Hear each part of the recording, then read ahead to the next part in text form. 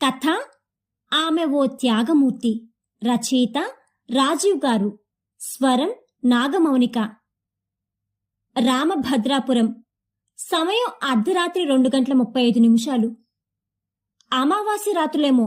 చుట్టూ కటిక చీకటి. ఊరంతా నిద్రాదేవి ఊయల్లో జోగుతున్న వేళ ఆ ఒక్క ఇంట్లో మాత్రమే దీపాలు మిణుకుమిణుకుమంటున్నాయి. అసలే భాద్రపద మాసం. వర్ష ఋతువేమో. చిన్నగా వర్షం మొదలై పెద్దగా కురుస్తున్నది. ఎప్పుడో తాతల కాలం నాటి ఇల్లు ఏమో. ఆపాటికే ఇంటి చూరు నుండి వర్షపు నీరు కారుతున్నది.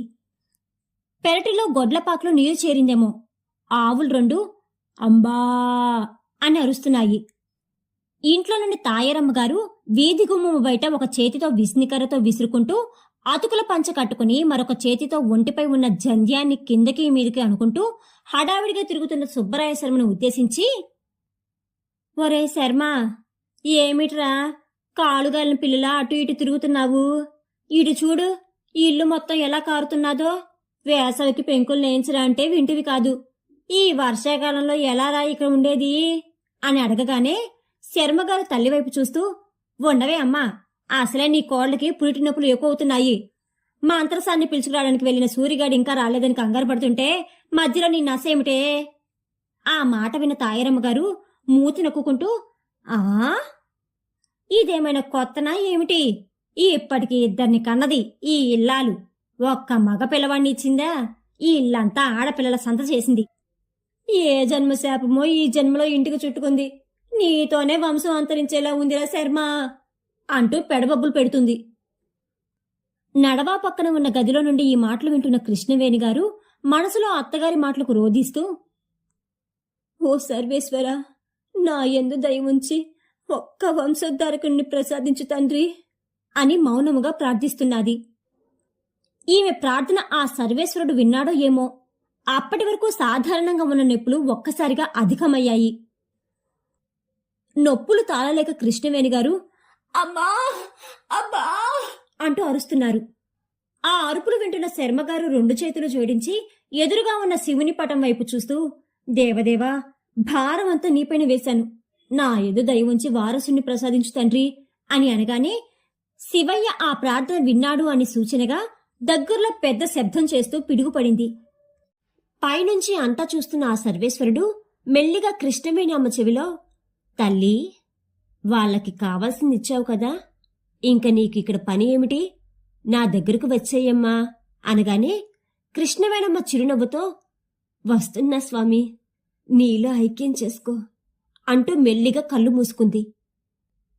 ఒరే అబ్బి, నీతో కొంచెం మాట్లాడే పని ఉందిరా అంటూ తాయారమ్మగారు అనేసరికి బయటకు వెళ్లేవాడు కాస్త గుమ్మం దగ్గర ఆగి, ఏంటో చెప్పవే అమ్మా, అసలే ఇంట్లో పాలు లేక పిల్లవాడు ఏడుస్తున్నాడు.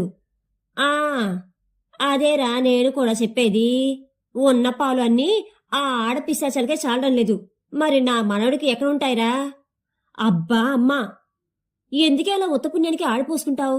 వాళ్ళు కూడా చిన్నపిల్లే కదా అని చిరాకుగా అనేసరికి, అంతేలేరా శర్మ, నేను ఏం మాట్లాడినా తప్పులానే ఉంది ఈ ఇంట్లో. అసలే ఆడదిక్కులేని ఇల్లాయే. ఇంటెడు చాకరీ చేయలేక ఆ ఆడపిల్లలతో వేగలేక ఒక్క మాట అనేసరికి నీకు చిరాకు వస్తుంది కదా. అవునండి, ఆ ఇంటి ఇల్లాలు కృష్ణవేణి అమ్మగారు కాలం చేసి నేటికి 1 సంవత్సరం అయింది. వారసుడిని చూస్తున్న ఆనందంలో ఆ ఇల్లాలు కనుమూయడం కూడా గమనించలేదు సుబ్బరాయ శర్మగారు. తర్వాత అంతా ఈశ్వరేచ్ఛ అనుకుని చెయ్యాల్సిన తతంగం అంతా చేశాడు. పోతూ పోతూ వంశోద్ధారకుని ఇచ్చిన ఆనందం తప్ప ఇంకేమీ లేదు అని తాయారమ్మగారు వాపోయారు. అప్పటి నుండి కొడుకుకు 2వ పెళ్లి చెయ్యాలని, ఎలా అయినా ఆడసంతను వదిలించుకోవాలని అప్పటి నుండి ప్రయత్నిస్తూనే ఉంది. ఇప్పుడు మాట్లాడాలి అన్నది కూడా ఆ పెళ్లి గురించే. తనకి కూడా మడి తడికి ఇబ్బంది అవుతుండడం వల్ల, ఇంకా వయసు వేడి ఉండడం వల్ల ఈసారి తల్లి అడగగానే ఒప్పుకుందామని అనుకున్నారు శర్మగారు. అమ్మా, నీకు దండమే, అయిన దానికి కాని దానికి అలా రాగలు తీకు. ఇప్పుడు ఏం చెప్పాలనుకుంటున్నావో చెప్పు.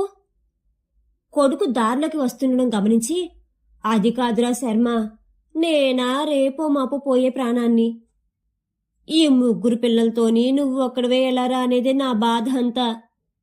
నా మాట విని ఇప్పటికైనా పెళ్లికి ఒప్పుకోరా, మంచి అమ్మాయిని చూసి పెళ్లి చేస్తాను అని అనగానే ఆ మాట కోసమే చూస్తున్న శర్మ, సరేనే అమ్మా, నీ ఇష్టం ఎందుకు కాదండో అలానే చెయ్యి అని చెప్పగానే కొడుకు పెళ్లికి ఒప్పుకున్నాడు అన్న ఆనందంలో తాత్కాలికంగా ఆడపిల్లల గురించి మర్చిపోయింది.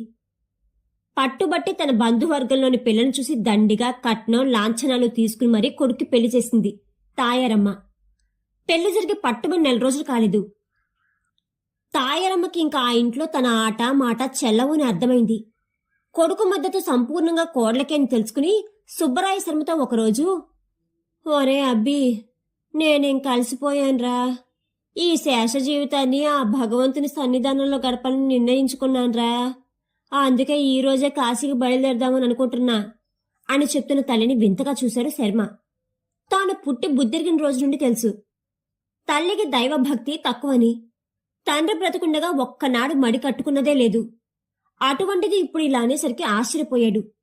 అదేమిటి అమ్మా, ఇప్పుడు ఏమైందని కాశీకి వెళ్ళడం అని కొడుకు అడిగేసరికి తాయారమ్మగారు ముఖం దిగులుగా పెట్టుకుని, నిన్న రాత్రి మీ నాన్న కల్లోకి వచ్చి, ఓసే తాయారు, ఎన్నాళ్ళు ఈ ఇంటిని కంటికి రెప్పలా కాపాడుకుంటూ వచ్చావు. కొడుకు మళ్ళీ పెళ్లి చేసి ఇంటికి ఒక ఆడదిక్కు తెచ్చావు.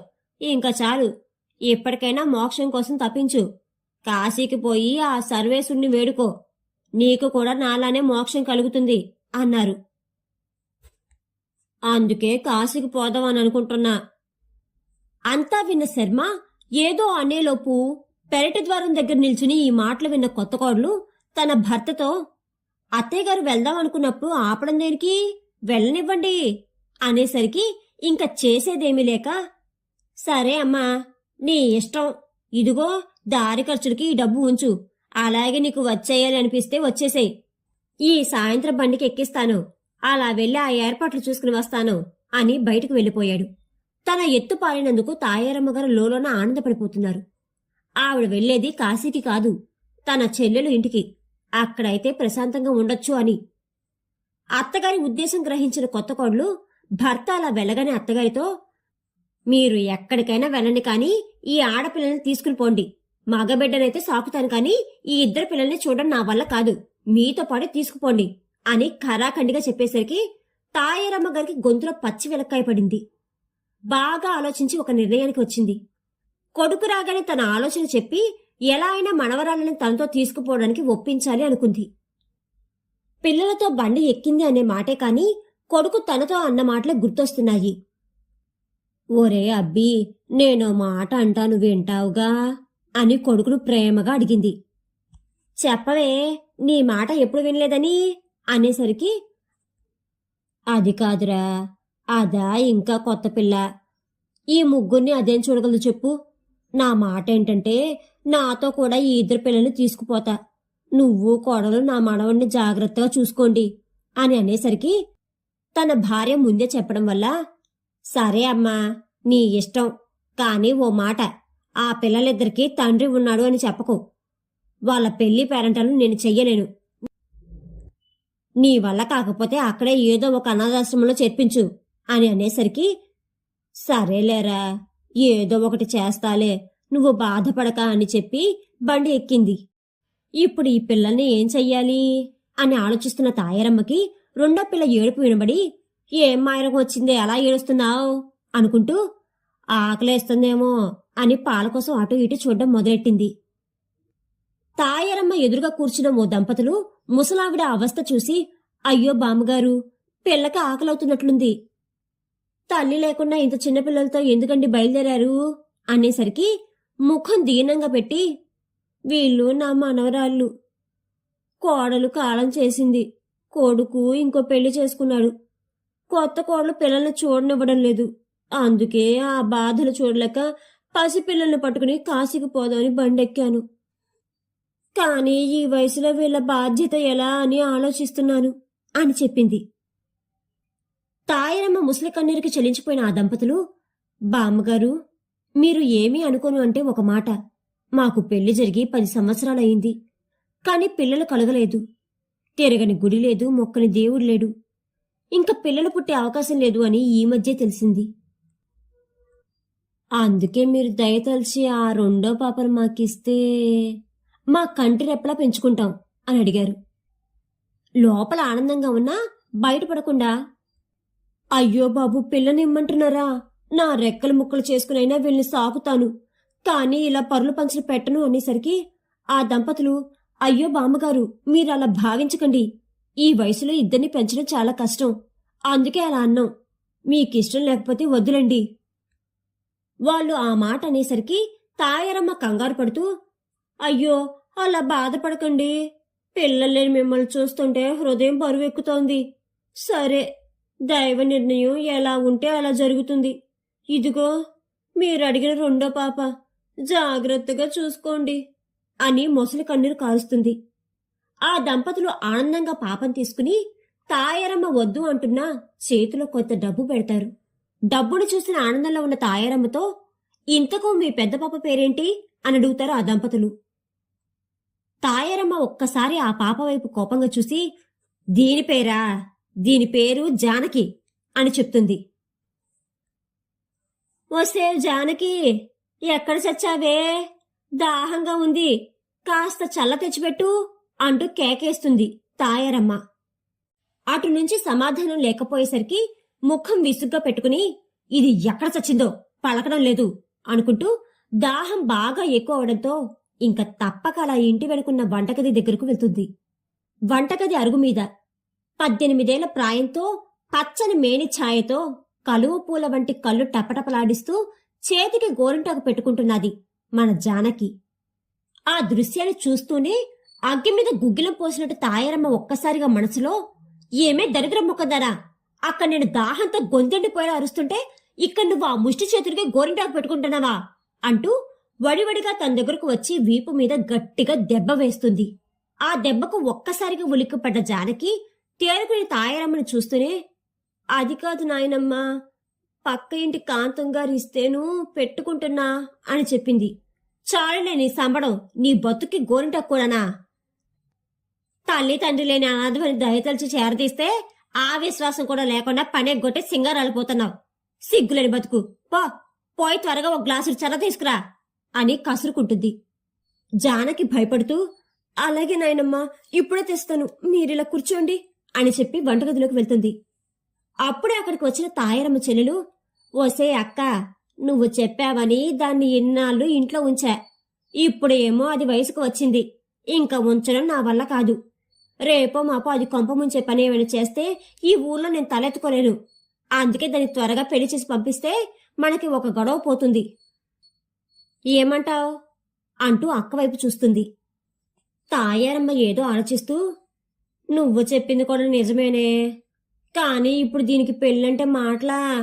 వరుణ్ణి చూడాలి, కట్నం, లాంఛనాలు, పెళ్లి ఖర్చులు చాలా అవుతాయి కదా అనేసరికి తాయారమ్మ చెల్లెలు, నువ్వు ఏమీ అనుకోను అంటే నీకో విషయం చెప్పాలి అక్క అంటూ తటపటాయిస్తుంది. చెల్లెలు వాళ్ళకన్ని చూసి తాయారమ్మ, నా దగ్గర ఎందుకు దాపరికం, ఏం చెప్పాలనుకుంటున్నావో చెప్పు అంటూ చూస్తుంది. అదేనే, పైసా ఖర్చు లేకుండా దానికి పెళ్లి చేయడం, నీకు దండిగా డబ్బు వచ్చే మార్గం ఒకటుంది, చెప్పమంటావా అంటూ అక్క కళ్ళలోకి చూస్తుంది. ఎప్పుడైతే డబ్బు అనే పదం చెవిన పడిందో తాయారమ్మ అప్పుడే ఆ పెళ్లికి ఒప్పేసుకుంది. ఇంకా వివరాలు ఏమీ అడగకుండా చెల్లెలతో, ఆ సహాయం చేసి పుణ్యం మూటగట్టుకోవే తల్లి, ఒక్కగానొక్క కొడుకు కదా అని ప్రేమగా పెంచితే వాడి దరిద్రాన్ని నాకు అంటగట్టి వాడితో వాడు చూసుకున్నాడు అంటూ ఏడుపు అందుకుంటుంది. ఆ అక్క ఏడుపు చూస్తూ చెల్లెలు, అలా బాధపడకే అక్క, అందుకేగా ఈ సంబంధం కుదిర్చింది. ఖర్చంతా వాళ్ళే పెట్టుకుంటూ నీకు 50,000 ఇస్తారు, ఖాయం చెయ్యమంటావా అని అడుగుతుంది. తాయారమ్మ ఆ మాట వింటూనే తెగ సంబరపడుతూ, ఇంతకీ పెళ్ళెప్పుడంట అని అడుగుతుంది. నువ్వు ఎలాగో ఒప్పుకున్నావు కాబట్టి ఈ వారంలోనే ముహూర్తం చూసి చేసేద్దాము, ఏమంటావు? నేనేమంటాను, సరే అలానే కాని, పెళ్ళొచ్చినా కక్కొచ్చినా ఆగదు అనే కదా సామెత అంటూ తన అంగీకారం తెలుపుతుంది. వంటగది తలుపు చాటు నుండి వీళ్ళ మాటలు వింటున్న జానకి, పోనీలే, ఇప్పటికైనా ఈ ఇంట్లో నుండి బయటపడే మార్గం వచ్చింది అని అనుకుంటూ ఆనందపడుతుంది. కోటి ఆశలతో పెళ్లి చేసుకుని అత్తవారింటి అడుగు పెడుతుంది జానకి. ద్వారం వద్ద ముత్తైదువులు హారతి పట్టి కుడికాలు లోపలికి పెట్టిస్తారు. ఇంట్లో అడుగు పెడుతూనే ఒకసారి ఇల్లు అంతా చూస్తుంది జానకి. ఇల్లు చాలా విశాలంగా కనిపిస్తుంది. ఇంట్లో అటు ఇటు తిరుగుతున్న పనివారిని చూస్తూ అయోమయంగా అలా ఉండిపోతుంది. ఇంతలో మేడ మీద నుండి ఒక పెద్దవాడు మెట్లు దిగడం చూసి ఆవిడే తన అత్తగారు అని గ్రహించి ఆవిడ దగ్గరకు రాగానే కాళ్లకు దండం పెడుతుంది. ఆవిడ కొత్త కోడల్ని ప్రేమగా దగ్గరకు తీసుకుని కళ్ళల్లోకి చూస్తూ, ఇప్పటి నుండి ఈ ఇంటి బాధ్యత అంతా నీదే తల్లి, ఈ ఇంటిని మమ్మల్ని జాగ్రత్తగా చూసుకో అంటూ చేతిలో ఇంటి తాళాలు పెడుతుంది. పుట్టి బుద్ధి ఎరిగాక ఇంతవరకు తనతో ఎవరూ అంత ప్రేమగా మాట్లాడలేదు. నాయనమ్మ కసులతో తన్నులతో పెరిగిన తనకు ఇలా ప్రేమగా మాట్లాడేసరికి కళ్ళంట నీళ్లు కారుతున్నాయి. అది చూసి ఆవిడ, అయ్యో తల్లి, ఎందుకు ఏడుస్తున్నావమ్మా? ఇప్పుడు ఏమైందని? కొత్త పెళ్లి కూతురివి, అలా ఏడవకూడదు అని చెప్తూ, ఓసే మళ్ళీ ఇలా రావే అని పిలుస్తుంది. ఆ వస్తున్నా అమ్మగారు అంటూ మళ్ళీ వచ్చి, ఏంటమ్మగారు అంటుంది. ఆవిడ మళ్ళీతో, ఇదిగో కొత్త కోడల్ని పైన గదిలోకి తీసుకెళ్ళు అని చెప్తూ కోడలి వైపు చూసి, ఈ పూటంతా విశ్రాంతి తీసుకో తల్లి, మళ్ళీ రాత్రికి పూజ అలానే కార్యం ఉంటుంది అని చెప్పి ఆవిడ వెళ్ళిపోతుంది.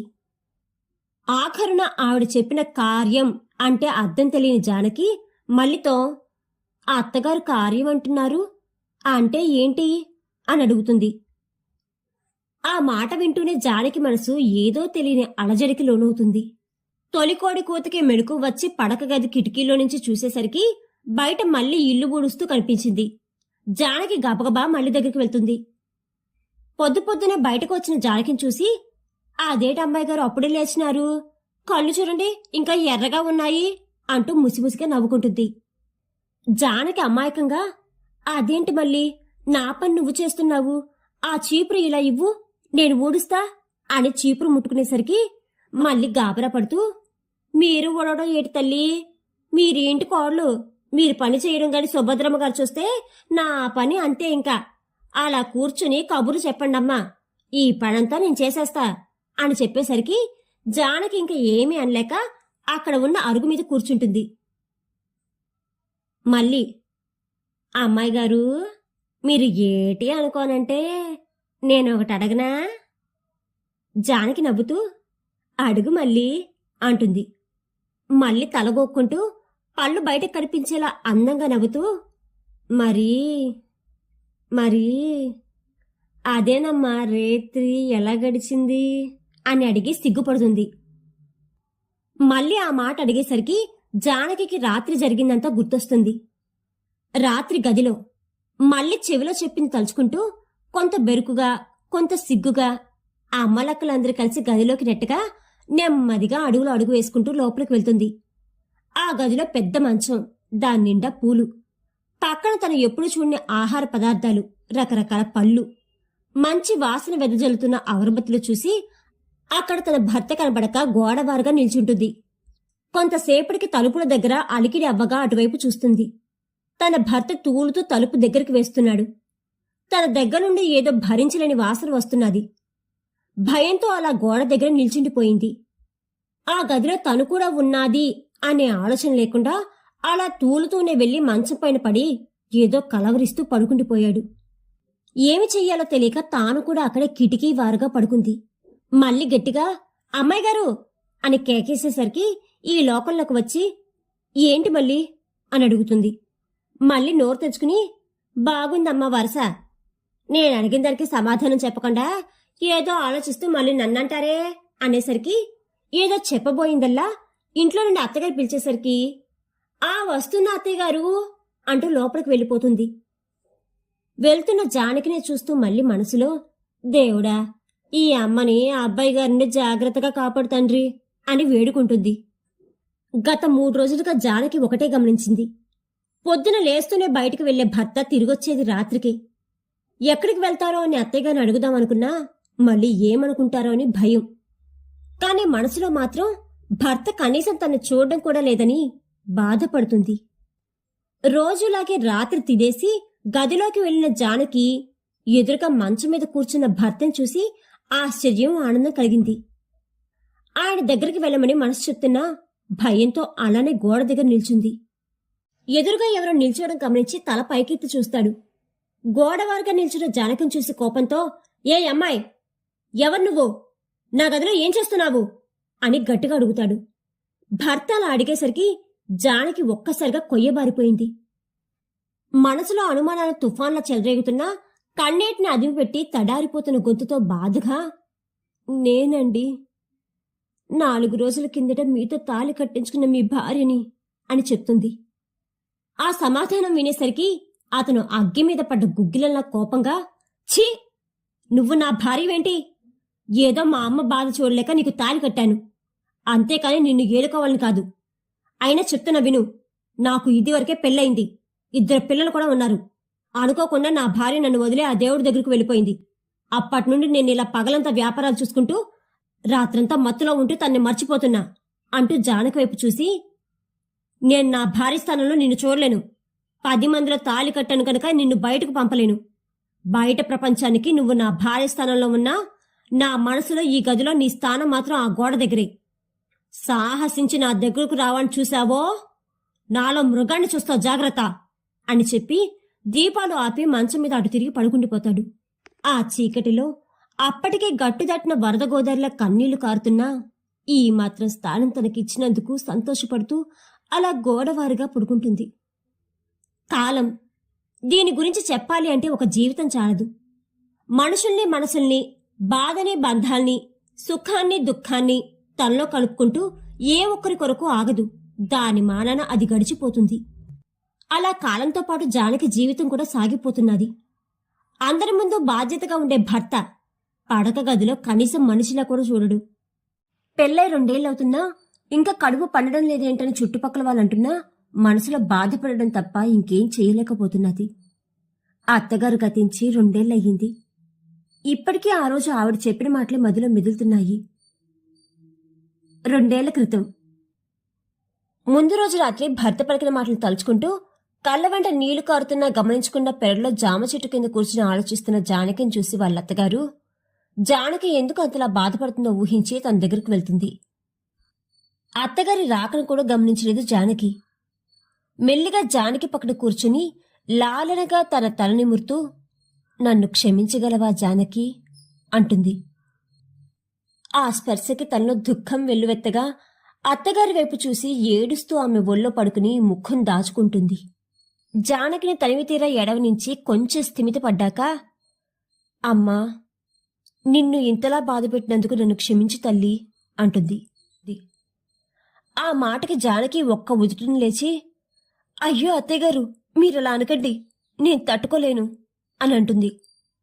జానకి మంచితనానికి మురిసిపోతూ, తల్లి, నిజం చెప్పకుండా నిన్ను వాడికిచ్చి పెళ్లి చేయడం నా తప్పే, ఒప్పుకుంటాను. కాని ఒక తల్లిలా ఆలోచించు. తాను 9 మాసాలు మోసి కన్న బిడ్డ తన ఎదుటే నాశనం అయిపోతుంటే తట్టుకోగలదా? వాడికి ఎన్నోసార్లు చెప్పి చూశాను, పోయిన వాళ్ళతో కలిసి మనం కూడా పోలేం కదా, కనీసం నీ పిల్లల్ని చూసైనా మారురా అని. వాడు నా మాటను పెడచెవిని పెడుతూ ఎప్పుడూ ఆ మత్తులోనే ఉండేవాడు. అలా కొన్ని రోజులకి మా ఊరికి ఒక స్వామీజీ వచ్చారు. ఆయన చాలా మహిమాన్వితుడు. నేను ఆయన దగ్గరకు వెళ్లి మొరపెట్టుకోగా నా బాధ అంతా విన్న ఆయన వాడి జాతకం మొత్తం చూసి, సుభద్రమ్మ గారు, మీ కుమారుడికి రానున్న 2 నెలల్లో మృత్యు పొంచి ఉంది. అలానే మీ కుమారుడికి జాతకంలో ద్వితీయ వివాహ యోగం ఉంది. వచ్చే అమ్మాయి మీకు కోడల్లా కాకుండా ఒక కూతురిలా ఉంటుంది. అలానే తన జాతక గ్రహబలం చేత మీ పుత్రుడి అపమృత్యువు కూడా పోతుంది. ఆలస్యం చెయ్యకుండా తన జాతకానికి నప్పే జాతకం వెతికి పెళ్లి జరిపించండి, మరే భయమూ ఉండదు అని స్వామీజీ అన్నది జానకి చెప్పి, తల్లి, నాకు ఒక మాట ఇవ్వమ్మా అని అడుగుతుంది. జానకి అత్తగారు చెప్పింది అంతా విని, ఏంటత్తయ్య ఆ మాట అని అంటుంది. వాడికి పిల్లలంటే చాలా ఇష్టం. పెద్ద కోళ్లు పోయాక వీడు మత్తుకి అలవాటు పడి ఇంటికి కూడా రావడం మానేశాడు. ఒకవేళ ఇంటికి వచ్చినా ఒళ్ళు తెలియని స్థితిలో ఉండేవాడు. వీడిని ఇలా చూసి పిల్లలు ఎక్కడ అసహించుకుంటారో అని భయపడి పిల్లల్ని అమ్మమ్మ గారింటికి పంపించాను. నువ్వు ఇప్పుడు వచ్చావు కనుక పిల్లల్ని పంపించమని కబురు పంపాను. రేపో మాపో వాళ్ళు వస్తారు. నువ్వు వాళ్ళని ప్రేమగా కన్నతల్లిలా చూసుకో. నీ ప్రేమ చూసి వాళ్ళు తప్పకుండా మార్పు వస్తుంది. అంతవరకు ఎట్టి పరిస్థితుల్లోనూ ఈ గడప దాటనని మాట ఇవ్వు తల్లి అని చెయ్యి జాపింది సుభద్రమ్మగారు. తనలో రేగే ఆలోచనలను అలజడిని పక్కన పెట్టి అత్తగారి చేతిలో ప్రమాణం చేసింది. తన కట్టె కాలే వరకు ఈ గడప దాటను అని. ఆ రోజు మొదలు పిల్లల్ని కంటికి రెప్పలా చూసుకునేది. అత్తగారు ఉన్నంత వరకు అనుకువగా ఉన్న భర్త ఆవిడ తదనంతరం విచ్చలవిడిగా తిరగడం తాగడం మొదలుపెట్టాడు. కాలం గడుస్తున్నా భర్తలో తాను ఆశించిన మార్పు కనబడకపోయేసరికి ఇంకా ఆ విషయం ఆలోచించడం మానేసి పిల్లలపై పూర్తి శ్రద్ధ పెట్టింది. చూస్తుండగానే భర్త వ్యసనాలకు ఆస్తి మొత్తం హారతి కర్పూరంలా కలిగి 100 ఎకరాలు కాస్త 1 ఎకరంకి వచ్చి అప్పులు తీర్చడానికి ఉన్న ఇల్లమ్మి నిలువ నీడలేక రోడ్డున పడ్డ కుటుంబాన్ని తన భుజాలపై మోస్తూ ఆ ఇంట్లో ఈ ఇంట్లో పనులు చేస్తూ కాలాన్ని నెట్టుకొస్తున్నది జానకి.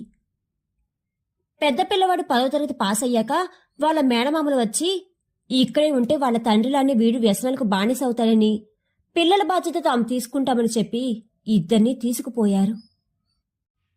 17 సంవత్సరాల తరువాత లాన్లో పేపర్ చదువుతూ కాఫీ తాగుతున్న నాకు మా వాచ్మెన్ అరుపులు విని గేటు వైపు చూశాను.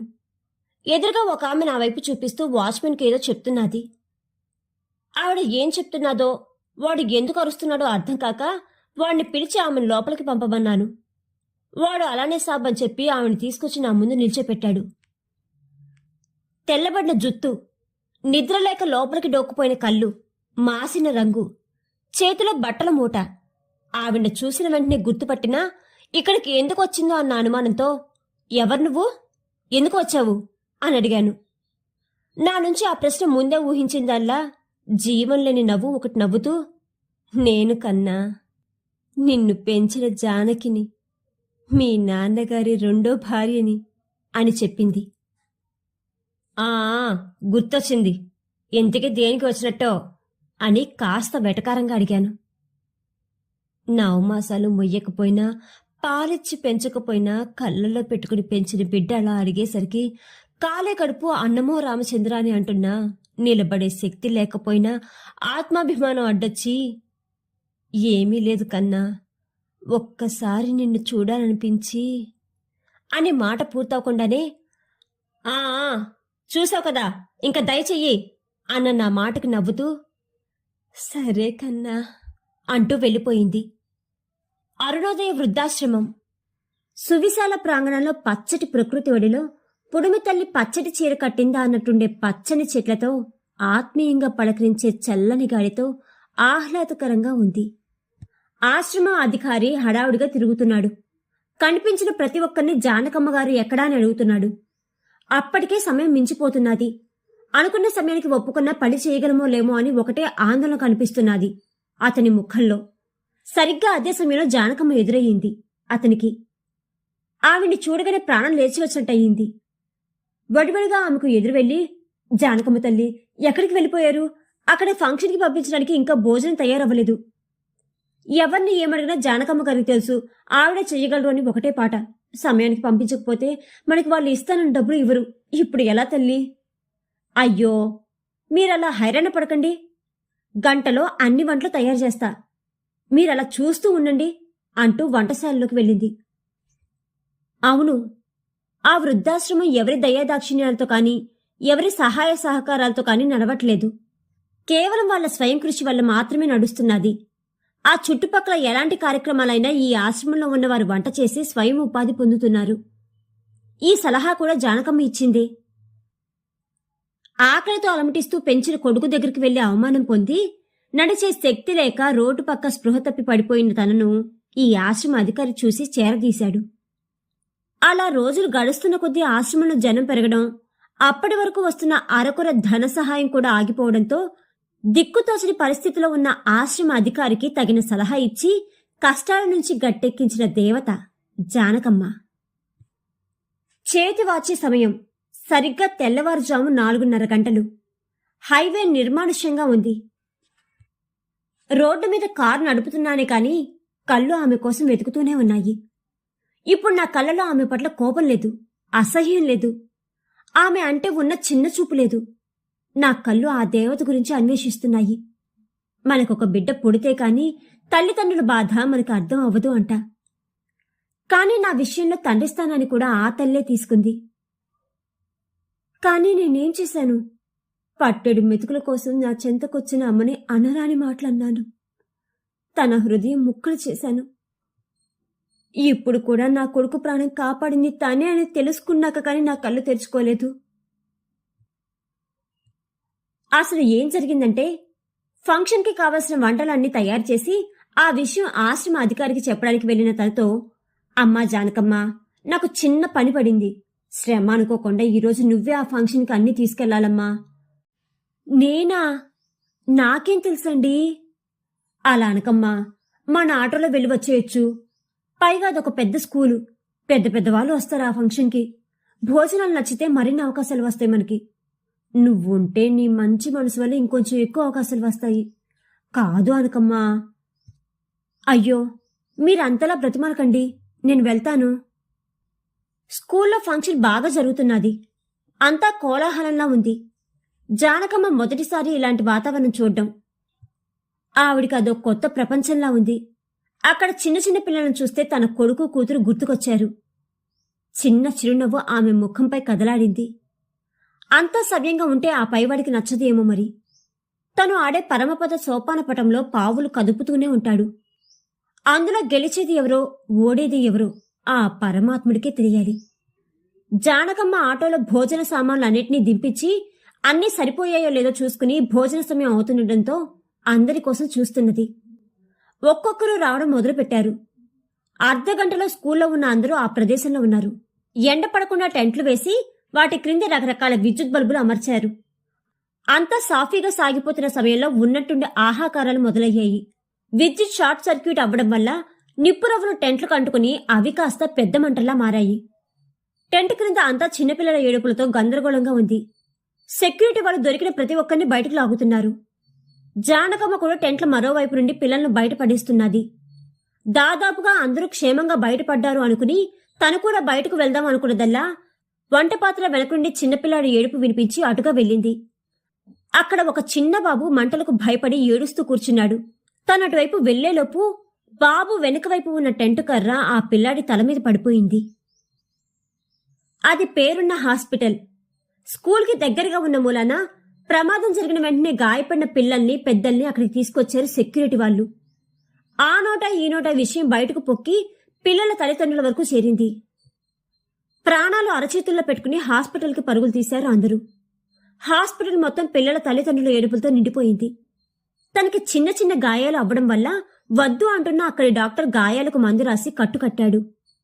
తనకు వైద్యం చేసి వెళ్ళిపోతున్న డాక్టర్ని పిలిచి, సారు, ఇందాక ఒక పిల్లాడి మీద కాలుతున్న కర్ర పడింది. పాపం ఆ పిల్లాడికి ఇప్పుడు ఎలా ఉంది సారు అని అడిగింది. దానికి డాక్టర్, పిల్లాడు బాగానే ఉన్నాడమ్మా, కాని తల మీద గట్టిగా దెబ్బ తగలడం వల్ల పాపం కంటి చూపు పోయింది అని చెప్పి వెళ్ళిపోయాడు. అయ్యో భగవంతుడా, చిన్న పిల్లాడని కూడా చూడకుండా ఎంత పని చేశావయ్యా అని బాధపడుతూ వాళ్ళని వీళ్ళని అడుగుతూ ఆ పిల్లాడు ఉన్న రూమ్ దగ్గరికి వెళ్ళింది. రూంలో, అయ్యో నా కొడుక్కి ఎంత కష్టం వచ్చిందండి. బంగారం లాంటి భవిష్యత్తు ఇంక చీకటిమయమేనా? నా కొడుక్కి ఇంక చూపు రాదా అని తల్లి ఏడుస్తున్నది. అది కాదు సరోజ, ఎవరైనా కళ్ళు దానం చేస్తే మన బిడ్డకు చూపు వస్తుందని డాక్టర్ చెప్పారు. కానీ 24 గంటల్లో కళ్ళు అమర్చకపోతే ఇంక మనవాడికి చూపు రాదంట. అదే భయంగా ఉంది. ఆ గొంతు వింటూనే జానకమ్మ బొమ్మలా బిగుసుకుపోయింది. అది ఆ మాటలు తన బిడ్డవే. అయ్యో దేవుడా, చూపు కోల్పోయింది స్వయేనా నా మనవడా. ఇప్పుడేం చెయ్యాలి? సమయం చాలా తక్కువగా ఉంది. ఇప్పుడు ఎలా అనుకుంటూ తనకి వైద్యం చేసిన డాక్టర్ని కలవడానికి వెళ్ళింది. Sir, operation success. ఇక మీ అబ్బాయికి వచ్చే ఇబ్బంది ఏమీ లేదు. 1 వారంలో కళ్ళ కట్లు తీస్తాం. ఇంక తను ప్రపంచాన్ని చూడగలడు. అయ్యో, నేను చేసింది ఏమీ లేదండి. మీ బిడ్డకి కళ్ళదానం చేసింది ఒక ముసలావిడ. అసలు బ్రతుకున్న వాళ్ళ కళ్ళు మేం తీసుకోము. ఆ విషయమే ఆవిడికి చెప్తే ఆవిడ, డాక్టర్ బాబు, నేనా ఇంకా ఎన్ని రోజులు బ్రతుకుతానో తెలీదు. బంగారం లాంటి భవిష్యత్తు ఉన్న ఆ పిల్లాడు అన్యాయంగా అలా ఉండడం భావ్యం కాదు. నా కళ్ళు తీసి ఆ బిడ్డకు చూపు ఇవ్వండి అని చాలా పట్టుబట్టింది. ఇంకా చేసేదేమీ లేక ఆవిడ కళ్ళే మీ బాబుకు పెట్టాము. డాక్టర్ గారు, డబ్బుకు విలువిచ్చే ఈ రోజుల్లో కూడా అలాంటి వారు ఉండడం ఆశ్చర్యంగా ఉంది. ఆవిడ ఎక్కడ ఉన్నారో చూపించండి. నా కన్నీళ్లతో ఆవిడ పాదాలు కడుగుతాను. సారీ సార్, ఆపరేషన్ అవ్వగానే మేము ఎంత వద్దు అంటున్నా వార్డు బాయ్ సహాయంతో ఆవిడ వెళ్ళిపోయింది. అయ్యో, ఇప్పుడు ఎలా డాక్టర్? మరేం పర్లేదు. ఆపరేషన్ ముందు ఫార్మాలిటీస్ కోసం ఆవిడ వివరాలు మరియు ఆవిడ ఫోటో కూడా తీసుకున్నాం. మీకు అవి ఇస్తా. మీరు ఆవిడ్ని కలవచ్చు. చాలా మంచి సహాయం చేశారు డాక్టర్. త్వరగా ఇవ్వండి ఆ వివరాలు. అవి నా రూంలో ఉన్నాయి. నాతో రండి. డాక్టర్ రూంలో ఆవిడ వివరాలు చూసిన అతను నిశ్చేష్టుడైపోయాడు. తనకి తెలియకుండానే శరీరం కంపించింది. అప్రయత్నంగా నోటి వెంట అమ్మా అనే పిలుపు వచ్చింది. కళ్ళల్లో నీరు నిండుగా డాక్టర్తో ఈవిడ ఎప్పుడు వెళ్ళింది అని అడిగాడు. 1 గంట అయ్యింది సార్ అని చెప్పగానే మరో మాటకు తావు లేకుండా పరిగెడుతూ తన కార్ దగ్గరకు చేరుకున్నాడు. ప్రస్తుతం సరిగ్గా ఉదయం 6 గంటల సమయంలో అమ్మ గురించి వెతుకుతూ పిచ్చెక్కి నాకు అమ్మ వివరాలు డాక్టర్ ఇవ్వడం గుర్తొచ్చింది. పోయిన ప్రాణం తిరిగొచ్చినట్టు అనిపించింది. నేను అమ్మ ఇచ్చిన అడ్రస్కి వెళ్ళాను. అది ఒక వృద్ధాశ్రమం. లోపలికి వెళ్ళి నేను ఎవరో చెప్పి ఎవరికోసం వచ్చారో చెప్పాను. అక్కడి వారు నన్ను ఒక గదిలోకి తీసుకువెళ్లారు. అక్కడ అమ్మ కళ్ళకి కట్లతో మంచంపై పడుకుని ఉంది. నేను వెంటనే ఆవిడ పాదాలు పట్టుకున్నా. నా స్పర్శ గుర్తించిందో లేక ఆ తల్లి మనసు నన్ను గుర్తించిందో కాని, కన్నా నువ్వేనా? అమ్మా, దేనికమ్మా ఇంత పని చేశావు? నువ్వు ఎలా ఉన్నావో కూడా పట్టించుకొని నా కోసం ఇంత త్యాగం ఎలా చేశావమ్మా? బిడ్డగా కడుపును పుట్టకపోయినా కళ్ళల్లో పెట్టుకుని పెంచావు. నేను నా స్వార్థం చూసుకుని వెళ్ళిపోయాను. ఆకలితో అలమటిస్తూ నా గడప తొక్కిన నిన్ను అనరాని మాటలు అన్నాను. ఇక్కడి నుండి వెళ్ళిపో అని చెప్పాను. అయినా ఈరోజు ఏ తల్లి చేయని పని చేసి నా కొడుకుని రక్షించావు. రుణం అనే మాట కూడా బహుశా చాలా చిన్నదమ్మా నీ ముందు. ఇప్పటికైనా నా పాపానికి నిష్కృతి చేసుకుంటాను అని కళ్ళ నీళ్లు తుడుచుకుని, పదమ్మా మన ఇంటికి వెళ్ళిపోదాము. నిన్నింక మహారాణిలా చూసుకుంటాను. అంతా విన్న జానకమ్మ, కన్నా అలా బాధపడకు. నేనేం చేశాను? నా మనవడికి కష్టం కలిగితే చూస్తూ ఎలా ఉండగలను అనుకుంటున్నావు? నేనేమీ త్యాగం చేయలేదు కన్నా. అది నా కర్తవ్యం మాత్రమే. ఇంక నీ దగ్గరికి రావడం అంటావా? ఈ పరిస్థితిలో అక్కడికి వచ్చి నేను ఇబ్బంది పడి మిమ్మల్ని ఇబ్బంది పెట్టలేను. దారి తెన్ను తెలియని నాకు ఈ ఆశ్రమం నీడ ఇచ్చింది. ఇప్పుడు ఇదే నా ఇల్లు. ఇక్కడ వాళ్ళకి నేను ఎంతో రుణపడి ఉన్నాను. నన్ను ఇక్కడి వారి నుంచి దూరం చెయ్యకు కన్నా. నీకు ఒక విషయం చెప్పాలి కన్నా. ఏంటమ్మా? ఇంక ఎప్పుడూ ఇక్కడికి రాకు కన్నా. ఇదే నా చివరి కోరిక అనుకో. అమ్మా! అవును కన్నా, ఇలా చెప్పడం తప్పే, కానీ తప్పదు. నువ్వక్కడ, నేను ఇక్కడ. అదే మన ఇద్దరికీ మంచిది. అమ్మా! కన్నా, జీవితంలో చాలా అలసిపోయాను. ఇప్పటికి సేద తీరే సమయం వచ్చింది. ఇంకా ఎలాంటి బంధాలకి బందీ కాను. దయుంచి ఇప్పుడే ఈ క్షణమే వెళ్ళిపోకన్నా. అమ్మా! జానకమ్మ నుంచి ఎలాంటి సమాధానం లేకపోయేసరికి తల్లి మనసు అర్థం చేసుకుని అక్కడి నుంచి వెళ్ళిపోయాడు. కొన్ని కోట్లు ఖర్చు పెట్టినా తల్లిదండ్రుల ప్రేమను కొనలేము. చిన్నతనంలో చెయ్యి పట్టుకుని నడిపించే తల్లిదండ్రులని వారు చిన్నపిల్లలుగా మారే వయసులో వారి చెయ్యి వదలడం అన్యాయం. మనకి పిల్లలు వస్తారు, మనల్ని చూసే పెరుగుతారు. రేపు మన పరిస్థితి కూడా అదే అని గమనించగలరు. రచయిత రాజీవ్ గారు రచించిన ఆమె ఓ త్యాగమూర్తి అనే ఈ కథ కనుక మీకు నచ్చినట్లయితే please like, share and subscribe to our channel.